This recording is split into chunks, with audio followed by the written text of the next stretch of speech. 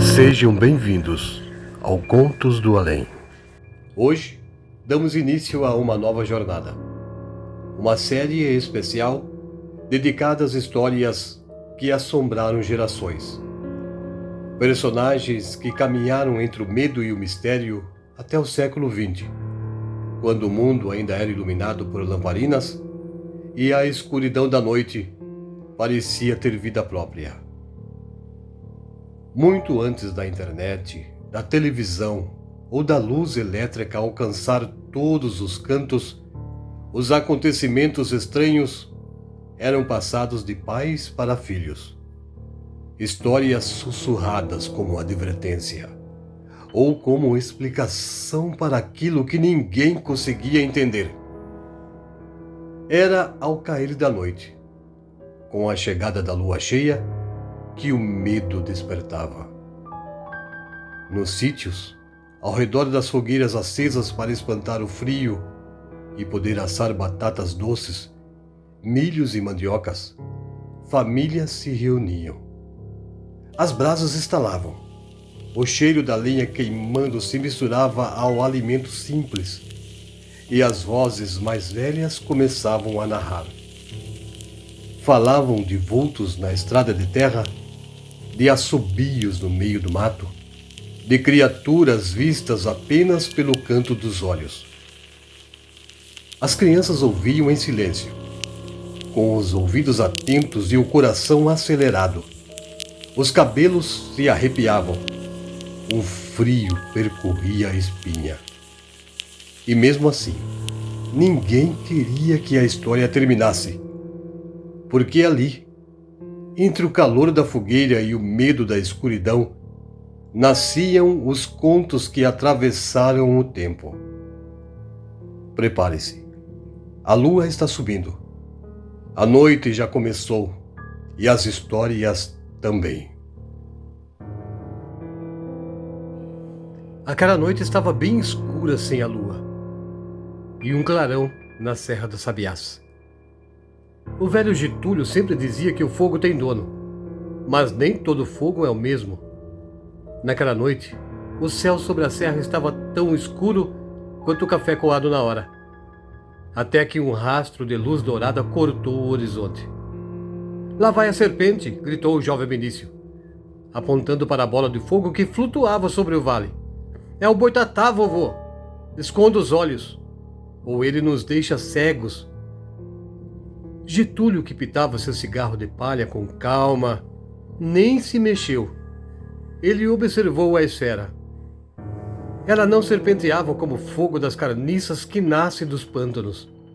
Ela voava alto, majestosa, emitindo um brilho que não era avermelhado como sangue, mas amarelo como o sol do meio-dia.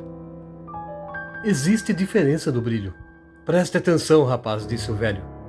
"O boitatá é fogo de bicho, fogo que rasteja e protege o mato. Aquele fogo é puro minério." A esfera parou sobre o pico de uma montanha distante e por um segundo o brilho foi tão intenso que as árvores pareceram feitas de ouro maciço. Ali estava a mãe do ouro. Diziam os antigos que ela era uma mulher de cabelos de luz, mas para quem via de longe, era apenas aquela bola de fogo idêntica à do boitatá. A diferença estava no destino. O boitatá buscava o invasor, o rastro de quem queimava a mata. A mãe do ouro buscava o silêncio, indicando onde a terra guardava seus tesouros mais profundos. Naquela noite, algo raro aconteceu. Enquanto a mãe do ouro pairava sobre o morro, uma segunda luz, vindo das beiras do rio, subiu as encostas. Eram duas irmãs de fogo, gêmeas na aparência, mas opostas na alma. Benício assistiu boquiaberto às duas esferas se cruzarem. Por um instante, o vale todo se iluminou. Não se sabia onde terminava a guardiã das minas e onde começava o protetor das florestas. Eram dois faróis da escuridão brasileira, lembrando aos homens que a natureza tem olhos e que esses olhos queimam. A mãe do ouro mergulhou na terra, desaparecendo em um clarão que fez o chão tremer levemente. O boitatá, satisfeito com a ronda, voltou a ser apenas o brilho das águas. O silêncio voltou a reinar na Serra das Sabiás. Getúlio soltou a fumaça que havia puxado do seu cigarro de palha e sorriu, dizendo: "A sorte de uns é o medo de outros, Benício. Mas quem não sabe distinguir o ouro da cobra, acaba sem tesouro e com o bote no pé." Getúlio encarou seu neto Benício e continuou falando: "Agora, deixe-me contar a história que eu ouvi várias vezes do meu pai. Ele também não entendia a diferença entre o boitatá e a mãe do ouro, pois luzes de fogo para ele era tudo a mesma coisa." A história é O Amor em Chamas. Dizem os antigos que muito antes das cercas e das estradas cortarem os campos, viveu ali um casal que se amava com força demais e com desconfiança demais também. Ele era conhecido por seu olhar duro e coração inquieto. Ela, dona de um riso bonito, mas de gênio tão inflamado quanto o dele. Se amavam como quem segura fogo nas mãos, apertando, mesmo sabendo que ia queimar. Os dias eram marcados por promessas, e as noites por brigas. Ciúmes pequenos viravam tempestades. Palavras viravam feridas, e ainda assim, nunca conseguiam se separar. Quando um ia embora, o outro chamava. Quando um acusava, o outro chorava. Era amor, mas um amor que ardia. Com o tempo, o rancor cresceu mais rápido que o perdão. Até que numa última discussão, sob o céu escuro e pesado, cada um seguiu para um lado diferente dos campos. Não se sabe ao certo como chegaram ao fim da vida. Uns dizem que foi tristeza. Outros juram que foi de raiva acumulada demais para caber num corpo humano. O que se sabe é o que veio depois. Nas primeiras noites após o casal deixar de viver, os moradores começaram a ver luzes estranhas cruzando os campos. 2 bolas de fogo, vivas, pulsantes, surgiam do nada.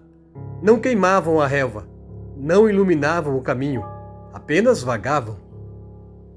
Quando se encontravam, não se uniam, se chocavam. Faíscas explodiam no ar, como se ainda discutissem, como se ainda tentassem vencer um ao outro. Avançavam, recuavam, rodopiavam em fúria e dor. Um embate silencioso, eterno, iluminando a noite com um brilho inquietante. Os mais velhos passaram a chamar aquele fenômeno de boitatá. Dizem que não é apenas uma luz, nem só um espírito. É o aviso deixado por um amor que não soube se acalmar em vida. Um amor que virou chama, um ciúme que virou maldição.